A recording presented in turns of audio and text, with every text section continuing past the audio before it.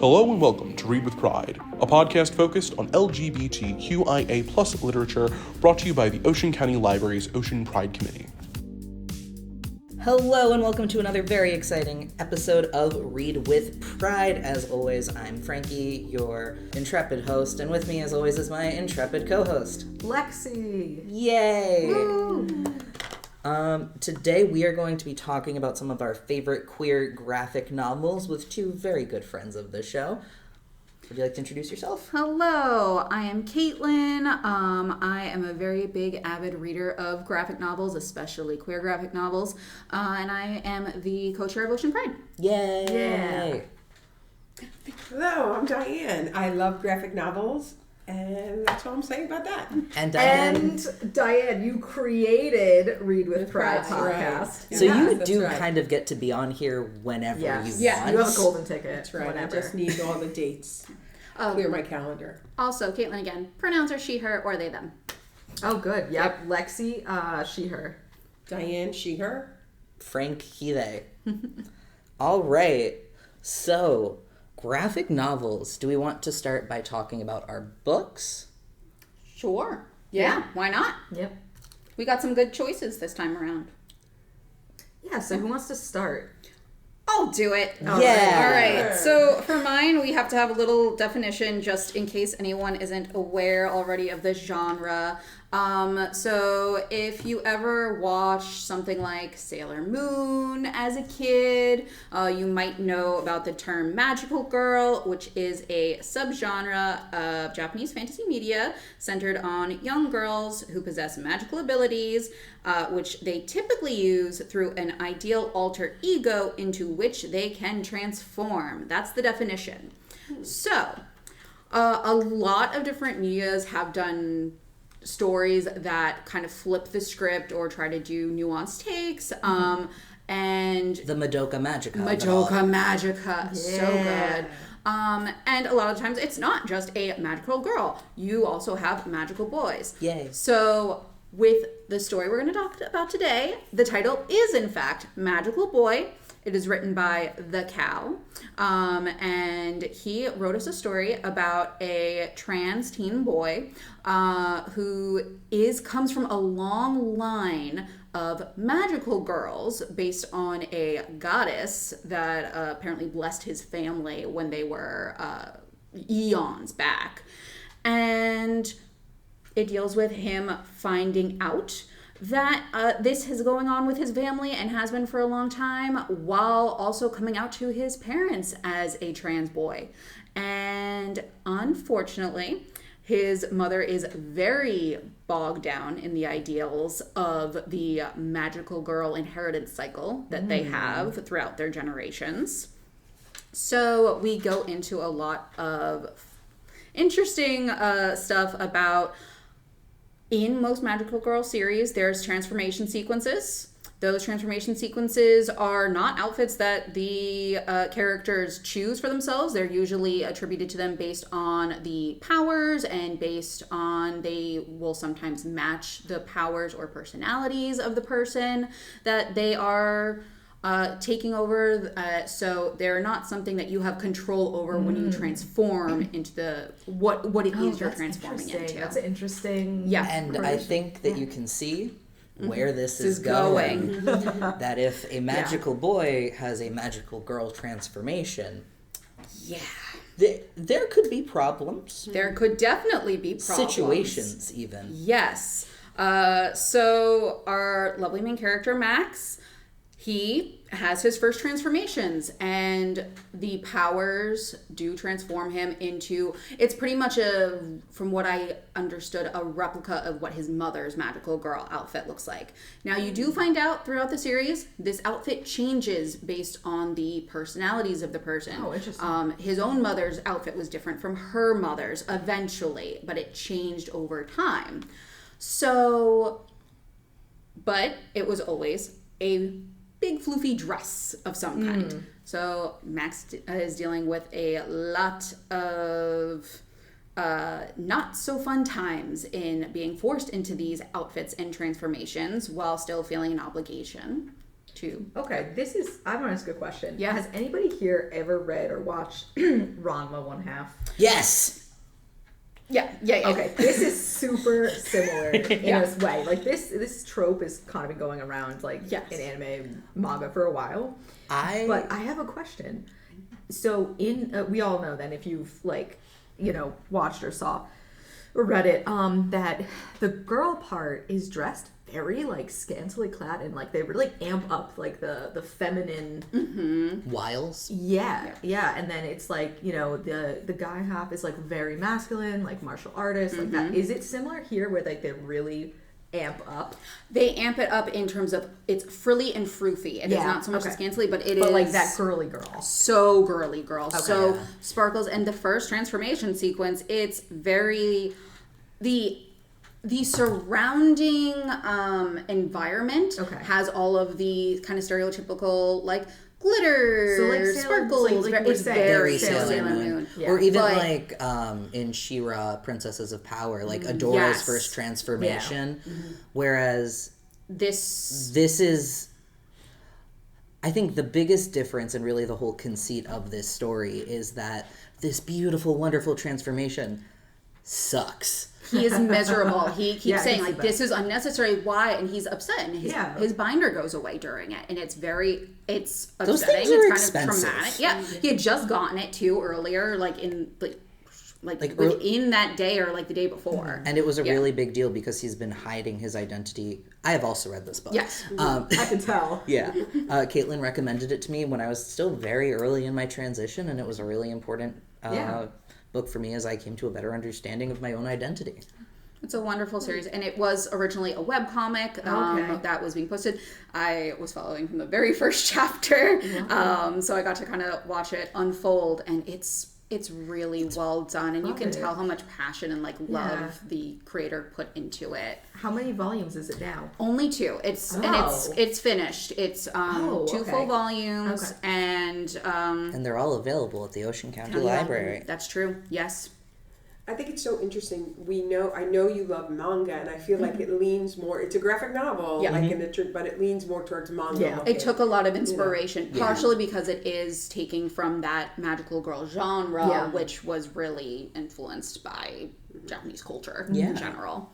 But I adore this book. It has a lot of themes about friendship, about your emotions. Oh, that's another thing is part of Max's powers that are given to him by the goddess lineage is that he can read people's auras, and also the powers that he has, you'll see that they change colors, and that's significant. Which I won't give too much away, but it is significant to see what color magic he is using at any given point in time. It's really fun. He's got a best friend named Jen, and she is awesome. She's super supportive of him. She's the one who I think gets him his binder. She is sapphic at the very least. And there's also another character named Piper, who is the pastor's daughter. She is very mean at first. She is very angry and very upset, and Max can see that her aura is very dark and grimy kind of looking. Rancid even. And you find out pretty quickly that we have a side plot of compet. So compulsory heterosexuality. Wow, Caitlin, for those who may have not heard of the phrase compet or compulsory heterosexuality, aside from the literal definition of the words, what is that? That is when you feel forced, both by society and from your own understanding of your role in society, to live and meet societal norms as to what you think is expected of you when it comes to dating, living your life. You think you have to be straight. You have to, if you're a girl, you have to like guys. You have to portray your gender in very specific ways. And this has been all kind of pushed down onto her by the fact that she is the pastor's daughter, and he has very strong expectations for her. And how is that different from just being in the closet? It is... There's a lot of internal struggle that happens with that, where in the closet there's a sense of you are protecting yourself, whereas this, it is you are trying to live this life and trying to... Sometimes you don't even... A lot of the times, like, you might notice that, oh yes, you have this, but you're not admitting it to yourself. Okay, more like gaslighting yourself, and like not letting queerness be even like an internal possibility. It's not an option for you. That like, and it can be great for other people. Yeah, but that's not for me. As someone who grew up in kind of a similar situation with things, I remember being young and reading about queer teens and some of the struggles that they're, and I was like, oh, this has nothing to do with me, it's fine. But I look back and I'm like, oh no, there's a lot of clues that I missed and that I really quite easily could have if I didn't think that this was what I had to be. There was simply no heterosexual explanation. Yes, yeah, but I made one in my head. Yeah. Oh yeah. The brain is a very powerful justification machine. Yeah, but that's a really, I really enjoy kind of that side plot that you get, and it goes throughout the entire narrative, where you're getting a lot of Piper's character growth as well. And it's really, I enjoy how it breaks down the kind of the emotional turmoil that there can be with trying to figure out who you are as a person, and to share that identity with others, because that is something that gets very visually seen in this series. The entire background is that this goddess Aurora, she puts light into the world, she makes things bright and happy, but there's also this other creature, Devoid, and he causes people's inner light to fade. He turns their emotions into this kind of like dense energy mass, which is what's happening to Piper when you see how dirty and like kind of grimy her aura is. It's not even like a color that represents emotions anymore. It's been so dulled. And then Devoid eats that energy mass. Ooh. Yes. So you see a lot of very kind of physical energy representations of the emotions that our characters are dealing with and how negative forces utilize that and feed on it. That's a really excellent point, and I'm going to use that as a jumping off point to talk about my book. Yes. Because the book that I read has a very limited color palette, and so it also uses changes in color to denote really important things. So I read Arcana, The Lost Heirs by Sam Prentice-Jones. This is the first book in what appears to be a 2-book series. The sequel is forthcoming for June 2026. And this is Sam's first novel, first publication. Oh, wow. So good. And it's so good. It's really good. I've also read this. Yeah. So Arcana follows a group of magical people, witches, starting with Eli, a solo witch who grew up without any real close ties to family, practicing magic by himself, just kind of going throughout his day-to-day, not really knowing that there is a greater magical world that exists, until one day one of Eli's experiments catches the radar of a much larger magical organization, Arcana, which is effectively the magical M16 British magic secret agency. This takes place in England.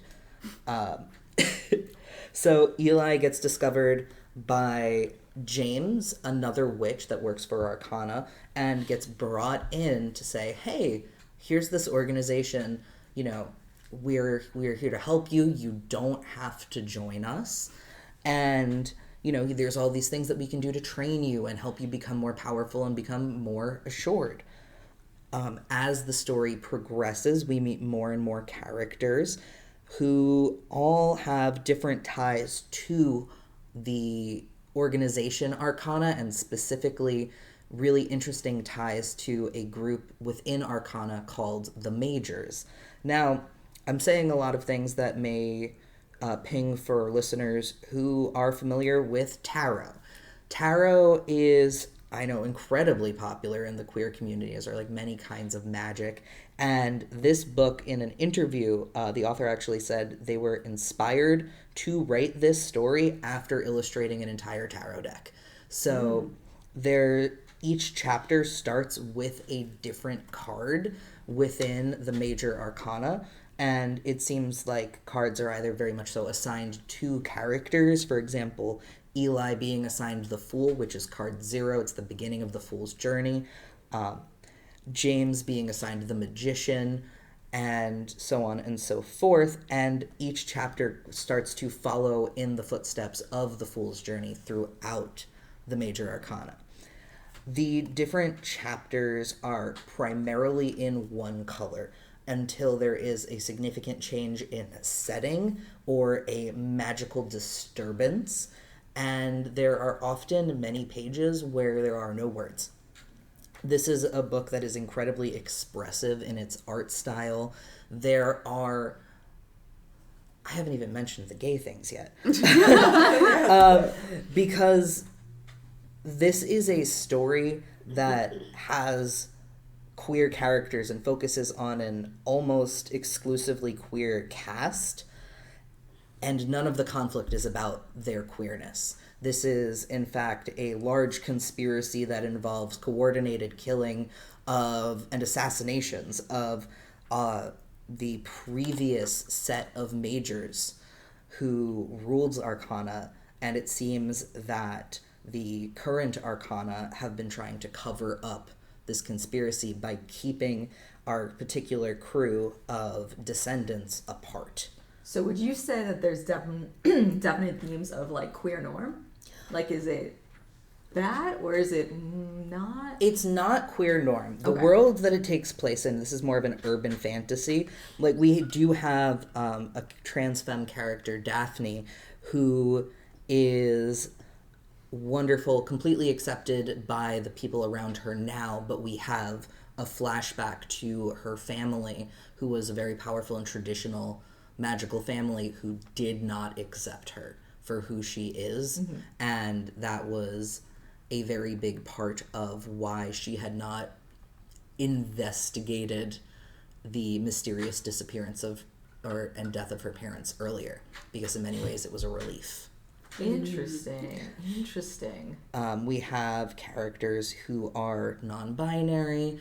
We have characters who are gay. Eli is, I think, heavily implied to be like gender non-conforming in some way, or trans. I couldn't tell, and it honestly doesn't super matter. Yeah. But Eli and James start a romantic relationship. Daphne, again, is trans. James has a best friend who's also involved in the organization, named Coco, who is very sapphic, and she is the only one who is not involved with these legacy families. And then we have Sunny, who just seems to be overall a pretty chill guy.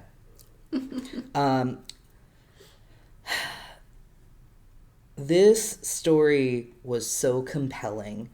Everything was so evocatively drawn. The way that the author utilizes the space of the page really makes you feel like when bad things are happening and kind of encroaching upon the world of the characters, they are coming in from all edges of the page. There's this kind of, I guess, immersion in the reading experience that I loved, and the author left it on a cliffhanger, and I'm really mad about it. You don't have too much longer though, June. You said is the next one? I'm impatient. I have the NetGalley arc. Oh. That sounds really intriguing though. It sounds like there's something for everyone in that book. Yeah. I hope so. I like how complex and interwoven everything is, and how you find all these links the more you go. The dots do get to connect. It's so good. And I will say, if you are a tarot nerd like myself, being able to connect the characters to the cards adds a really nice level of complexity and kind of implied world building and characterization that I expect certain characters to be competent isn't the right word, but I expect that like Eli is going to jump headfirst into things without knowing, because that is the role of the fool. That Coco is assigned the card of the Empress, and she is very much so someone who takes care of her friends and her family. She's a caretaker.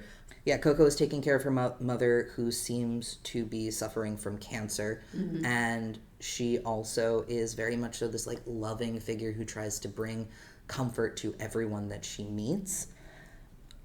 It's just really good. I think it's important, like, you said you have a limited color palette. My book has like a vibrant, but I think talking about graphic novels, it's so much about like the art. The art is amazing, right? And you were saying how it, like, you could tell, like, you could feel in the book, like, when something bad was happening, or that, like, in the actual story. Yeah. No, the tonal shifts across the story are really wonderful, and I think keeping things to a limited color palette helps to make the contrasts more extreme. Beautiful. The artwork is beautiful. Yeah. So should I go? Yeah, okay. So mine, my book goes. It's completely not limited. It's a vibrant. The color palette is just. It's not as limited. It uses all the colors. Very visually stimulating. My book is called. So when you look it up, it's Simplicity, but it also says In the Land of Simplicity, a novel by Mattie Lubchansky. She is a non-binary trans female, uses the pronoun she, her. That's the author. So I think that, let me see if I can eloquently talk about my book. The way you guys were so good at talking about your book, I felt like... shucks. I know amazing. I said a lot of That's okay. So this book, you start reading, and it's about the main character, Lucius Pasternak, who he is a trans male, and he is going to explore a like commune type of thing, or cult, whatever you want to call it. And it's a group of people. It's an alternate U.S. history is what this book is, okay? So like 1977, a group left, and started a commune in the Catskills. Counterfactual history. There you go, yes. Oh my God, is that the name? Yeah, this is one of my favorite genres. And there's another book that we can talk about in the future that is called Everything for Everyone, A History of the Founding of the New York City Commune. Oh. It's really cool. It's a really cool oral history of this counterfactual world. So... What you were saying, Diana. No, so Frank would like to read this book next. Oh, so yeah. This commune started in 1977, and this is 2081. That this person is now, he has been tasked to go and explore this commune. And where he's coming from is very technology based, like ads always in his face, and it's more of a kind of like a city state, like locked in New York City. So he gets to go off and explore, and in exploring it, he meets very peace-loving kind of group, and they have every night an open. This is an adult fiction graphic novel, so every night it's like a very open orgy is what's kind of happening on the pages, honestly, and but also not that. It's like kind of whatever. Like there are people fighting, there are people. There's more nuance. Yes. Yeah. Thank you. It seems like this is a world where people are very open. That's right. And this was definitely, a cult/commune. It can be both. Yeah, that's right. Founded in the 70s. That's exactly right. Free love, my man. Yeah. So, and I want to say real quick too, because both of the other books are YA. Your book is adult. My book is children's. So we kind of got everybody nice covered. spectrum. Yeah. I try to look, because there's tons of YA LGBTQ representation in graphic novels. There's not as much in adults. There is. You have to look for it. It is not as prevalent. Right. And I think that goes for adult books also, right? It's getting better, but so I really try to look for, because some of the other books I thought of were YA, like I was looking, like, oh, this is YA. So that's why I tried to look for an adult book. And it wasn't, nothing was distasteful. It was beautifully drawn, some of it was humorous, it was more humor, but pretty much it was Lucius, the main character, trying to find who he is also in it, and he sort of finds himself in this commune, more than when he was in the city-state. So that's like a big part of it. And then they go through, like, there's maybe an alien at the commune, and there's what are the people that are like doomsday preppers also on the outskirts of the commune, and then there's big business. So again, I don't think I express it as well as I should. But, I disagree. I'm very intrigued by this now. It's definitely, it was good. And I do think at the end, which is what you said on your Goodreads thing, at the end you want to go back to the beginning and read it again. Yes, so I do think I need to read it again, because you're like, oh.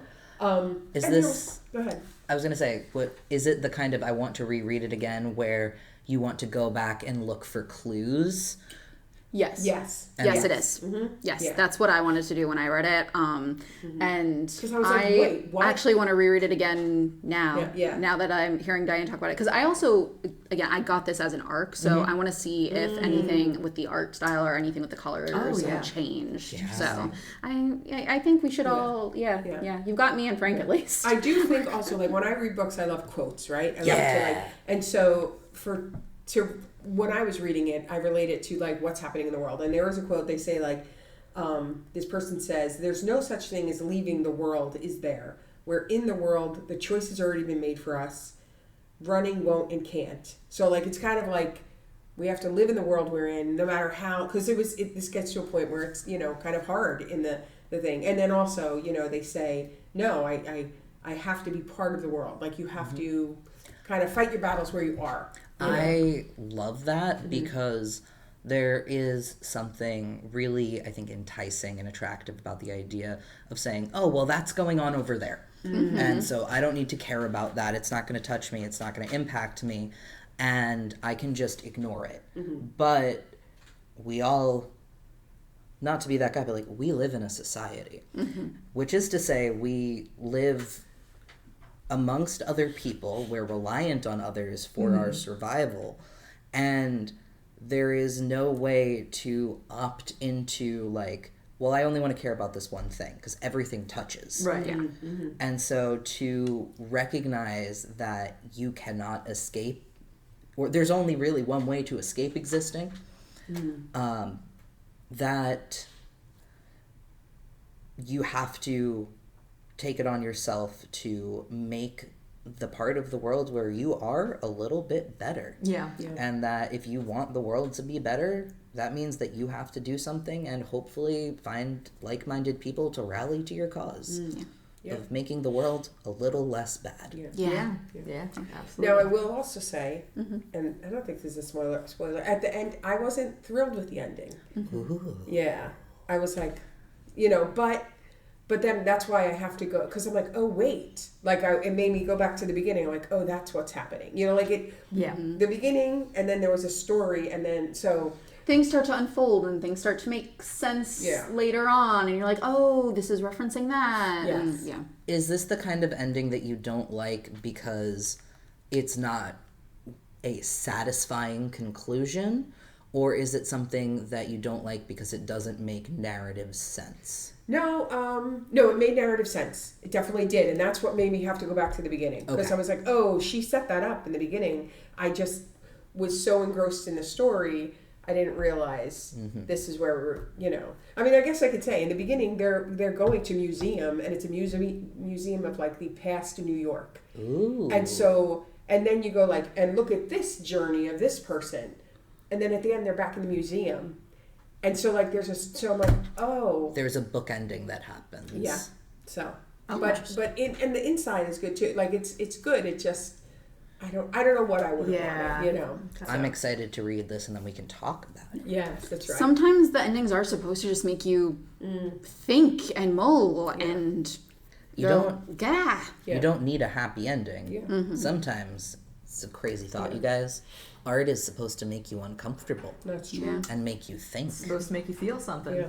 And even if that's uncomfort. Yeah. I was happy with our main character's ending though too. Like, or not, like, so how that was tied in. So it's just, I don't want to spoil anything. That's okay. But, you gave us a good lead in. Okay. I will say I have put all of these books on hold so that I could also, because they sounded intriguing when we were all like workshopping what we were going to read. And I was like, you know what? I should read these because they all seem interesting. And I'm a huge, huge fan of graphic novels. Yes. So I can talk a little bit about my book, which is geared towards kids. And it was really, really good. So my book was really interesting. It was My Aunt is a Monster. And honestly, what I loved so much about this book was it was a queer book, but it also was very disability focused, which I loved because I'm always looking for books that are different perspectives. You see on the cover. Yeah, you see on the cover, the main character, Sapia, is blind. So it's super interesting because it kind of goes a little bit into like technology, and she does use a cane to kind of feel around. It's very interesting because the plot of this is that she goes to live with her aunt, who she knows is disfigured, but like it's very vague exactly how, like what does that mean? So actually her aunt was cursed because she is a world famous adventurer and does a whole bunch. Cool. Yeah, I mean that would be my first choice as a job. Come on. Like adventure, that sounds amazing. So she gets into all this stuff. There's a lot going on with the aunt. She has a rival that definitely has very interesting tones to it. But in any case, she was cursed and she was turned into a monster, as the title says. And she doesn't explain that to her niece. So she is blind. So Safia's blind. So she doesn't know this. So there's a very interesting point where like she touches her hand and realizes there's fur. And then there's this like, oh, moment. But it's very interesting. They go on to solve some mysteries, and throughout there is non-binary identities. There's definitely overtones of queer romance, but not full-blown totally with the younger characters, which I thought was such a good intentional direction because she's on the younger end of tween, and it's not focused so much on like finding a partner or, you know, there's crushes, but it's not too heavy. So it was a good introductory for kids, I think. That sometimes you just really want to hold someone's hand. Yeah. Or you really want to sit next to them on the school bus on the way to a field trip. Yeah. That is all true. And there are some interesting moments like that in this book. Yeah, it's really good. So where is the non-binary identity in this? So you get that through the main characters, and then there's also some secondary. So this book really, really, and I know it was like a theme with all of our books, really explores identity and how sexuality plays into that. This book did a really good job of being exploratory, but also vague enough where I feel like it was definitely a self-insert book, you know, where you can see yourself. It's a good exploratory graphic novel for younger folks. And like I said, just the disability aspect alone was really, really interesting to me because that is such a big part and not a big part of her identity at the same time. Like it was very interestingly done. So there's a bunch of adventures. There's a whole quest that they kind of have to go on. It's a very interesting book, and I would highly recommend this. The art in it is beautiful. It is very kid-friendly in the design, and it uses really vibrant colors in a very pretty way that kind of keeps your attention throughout. But yeah, I loved this. I think it was interesting. I think it brought up a lot of interesting questions about what makes a person, what makes relationships what they are, and just overall was a really interesting dive into that early part of your life where you have to figure out who you are. Nice. Yeah, I'm intrigued. Yeah, definitely recommend. Was a good one. Easy read. Love that. Yeah. So one thing that I wanted to bring up is that I think that graphic novels and comics are particularly well suited for telling queer stories. Yes. And I was wondering, you know, you guys had any thoughts on that, I can start. You can go ahead and start. Amazing. I really think being able to draw something is such a good way to express the feelings that can be so murky, kind of like Piper's aura getting mucked. That it's not just that you don't feel like yourself, it was that the self in question was being compacted and ground down and ultimately was something to be consumed. I think that's super interesting that you mentioned the expression and feelings, because so I was a children's librarian for many years, and I was always trying to push graphic novels on kids, especially reluctant readers, because it was a good way to grab kids in and just get them in the routine of reading, being excited. So there's a theory within that, that one of the pros of reading graphic novels, especially while you're a child, is you learn visual and facial cues from reading. Ooh. So it's super interesting. I recommend looking into the benefits of reading graphic novels for kids. So one of it is learning what expressions go with what feelings, because it's narrated and you're also seeing the visual depiction of that emotion. So I think that's totally and completely relevant to kids that are questioning or queer in some way or don't know it yet, but they're interested. That sometimes, you feel something and you don't have the word for it because either you just, for no reason at all, have not been introduced to a concept yet, or because you've been very intentionally kept from it, that, you get to see something and say, it's that.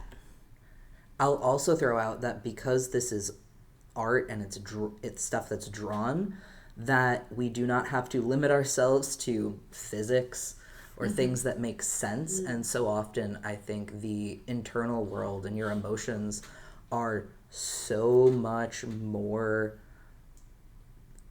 visceral and more like a plate of spaghetti than a waffle. That that is a metaphor there. It sure is. I get it. I'm glad. But I get it. If it always relates to food with you, Frank. I love that. Yeah. If you know, you know. But very specifically that, like, sometimes you don't know how to talk about, like, being sad, but here is this looming darkness figure following you everywhere. Yeah. Or sometimes, you feel so physically small, even though, because people aren't believing you, even though no one's changed sizes. And that is a way that you can play with perspective in art and get really funky with it, that I find makes reading graphic novels, I'm not going to say inherently more rewarding than any other mode, but I will say... I think you can. I think you could say that.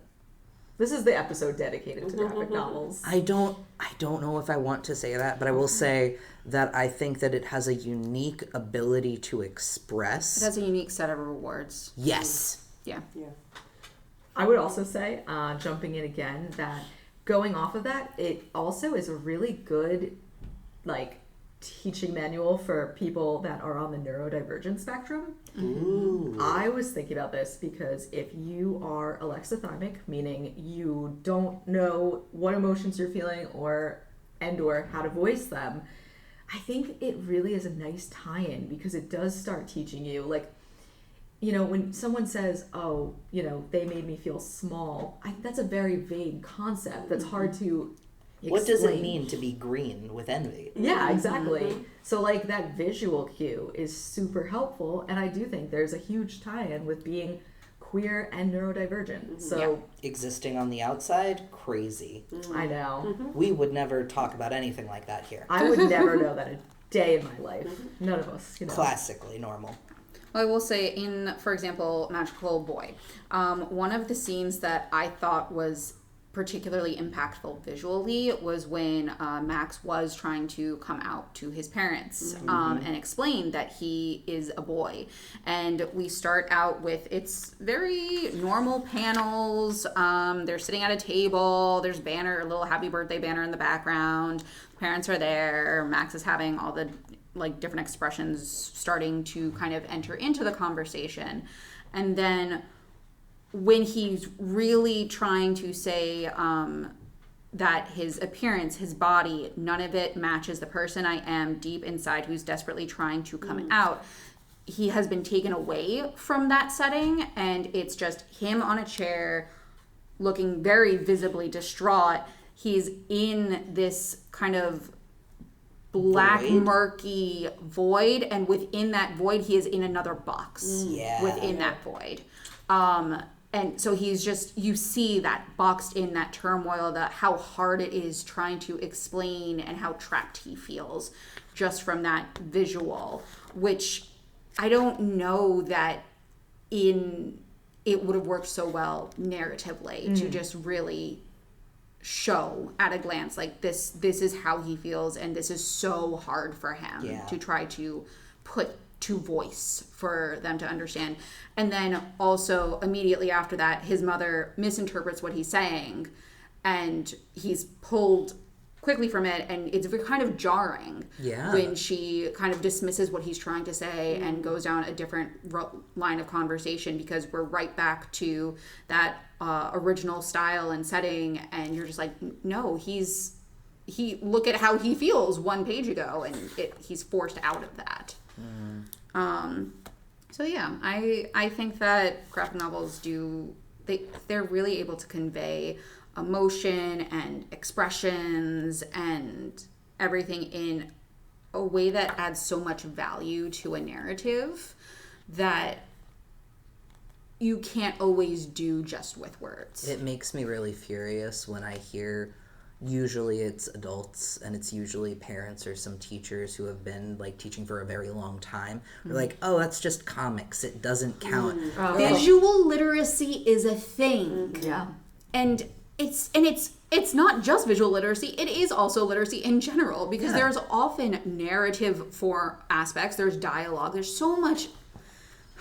Trying to convince teachers that this is a good step. Like when I first was a children's librarian 10 years ago, there was a lot of resistance to it. And then towards the end of my stint as a children's librarian and moving on, it was much more accepted and much more advertised, for lack of a better word, to start with graphic novels. It was really, especially like when you have the more popular series, like it was a great pull. So good. Oh, something that I will also just say in this graphic novel particularly. So again, I had started reading this as a webcomic, and there is a specific content advisory it's on the webcomic, it's in the book, and it says the graphic novel contains instances of dead naming, homophobia, transphobia, misgendering, and forced gender expression, which may be distressing because we are showing how this narrative, like, what the effects are of living in a family or society that is not accepting of you and you trying to navigate that. So the cow does not shy away from depicting it. And in the webcomic, the dead name is used a lot by the main character's mother particularly, and by some other characters, but it's jarring every time you see it. And one of the changes, though, that was made in the publication of the book itself is the mother still uses the dead name just as often, but in the published version, you see that they chose to blur it significantly so that the reader is not reading it is not getting into the reader specific head, but you're still seeing that jarring, the reaction, the word and the act, and like as someone with a dead name, that is actually kind of how it feels when you're like, oh yeah, that's me, I guess, and like it doesn't sound right, and it doesn't fit. It's not intelligible as your name so much as it is an expectation that has been thrust upon you. Yeah, and I think it does a really good job of, in this published version, of depicting that. That's a really good choice. Because also, you know, like, sometimes this is a thing that people get really hung up on of like, well, what was their real yada yada? Like, Yeah. it actually doesn't matter. Yep. Even a little bit.